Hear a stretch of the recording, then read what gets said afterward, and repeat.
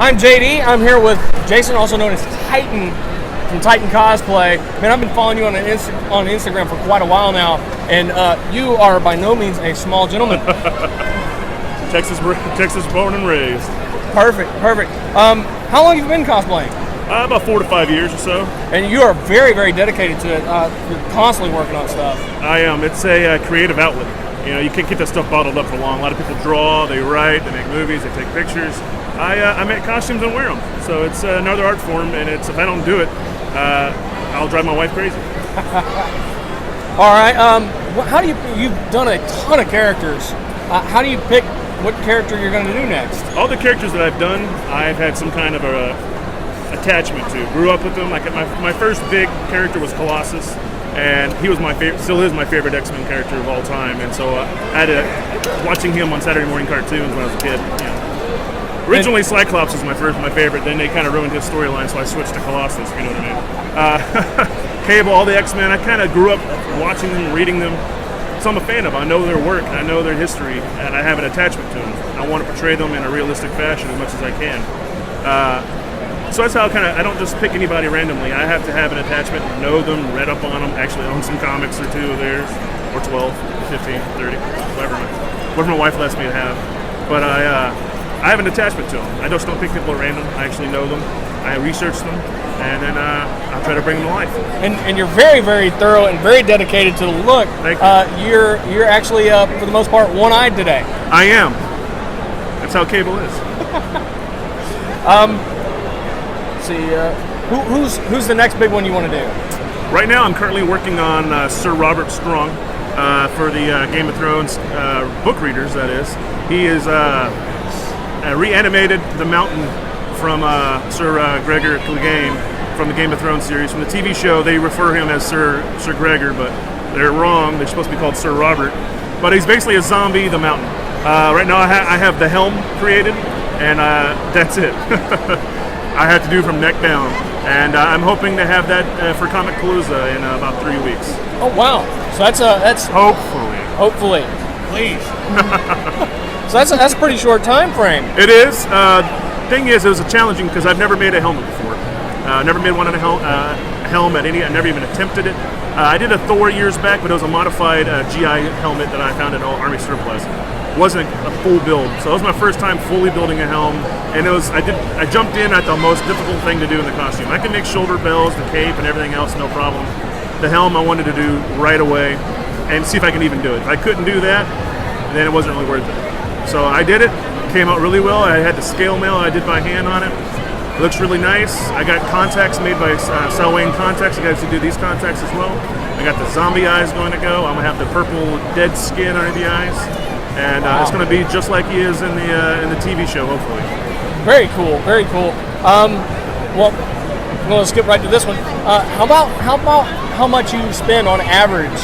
That depends on how daring I want to go. Now, I don't know sewing yet. I'll admit that's my biggest flaw as far as costuming goes. I don't know how to sew yet. I'm working on it. My wife and I have already agreed to get a sewing machine and take classes and learn how to do it. So when I did Ghost Rider, I wore him yesterday for a little bit, and I've done a photo shoot or two with him. When Ghost Rider it's not foam work, it's nothing, it's all clothing really. So I had to purchase all of that separately, and a black duster that's realistic. Those aren't cheap. No, those are not cheap, and it's a lot of material. Even if I knew how to sew, the material alone probably would have cost at least $100 just to make that thing. How massive it feels. And I have Wrangler jeans. I have actual Stetson boots. I have spurs. I have a belt buckle. I've got chaps. I've got a hat. So all in all, it was quite expensive. More expensive than looking at it. You don't think it'd be that expensive, but piecing it together, it was kind of pricey. Cheapest costume really is probably this one right here. It's just foam. It's all foam. This whole thing is foam, even though these leather pouches are all foam. The Nerf guns are only about $10 on Amazon. The foam roll was about $25, $30. It's smooth on both sides, so I didn't have to take too much time on it. The most expensive part on it was probably just getting the electronics, and those were about $50 for all the LEDs and all the stuff that's wired into it.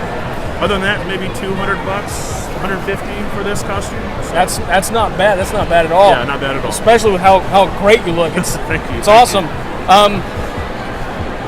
Do you have any advice for beginners? When I first started doing it, like I said before, I have an attachment to a character. I would say find a character you like. No matter if he's popular right now, or if he's well known or well liked, or if nobody's going to know who he is. If you know who it is, if you feel an attachment to that character, make it.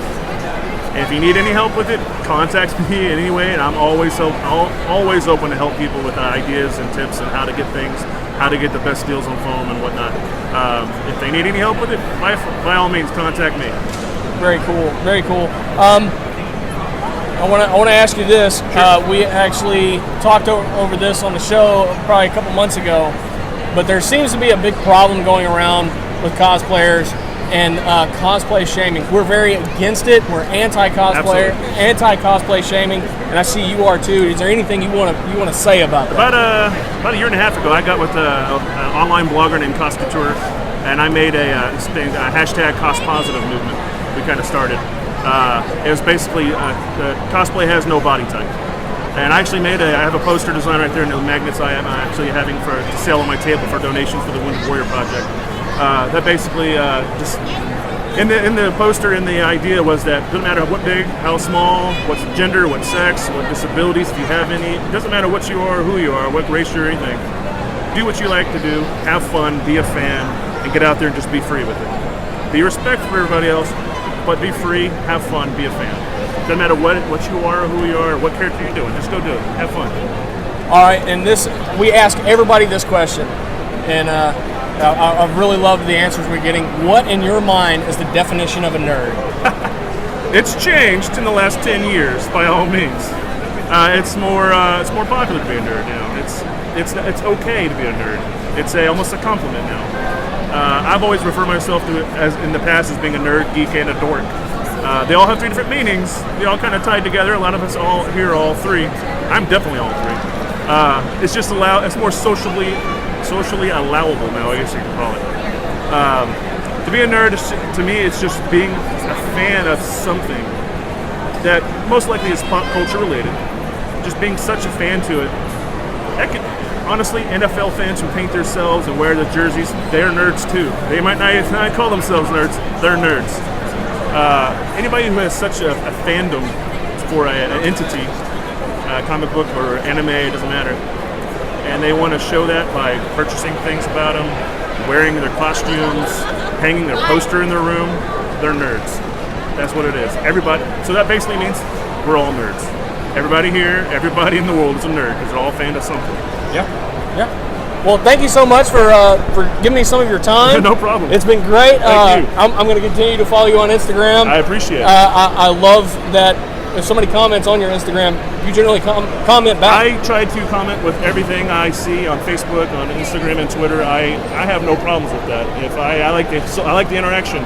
I prefer somebody to comment instead of just liking something. If they see something I can improve, by all means mention it. If they see something they really like about it, by all means mention it.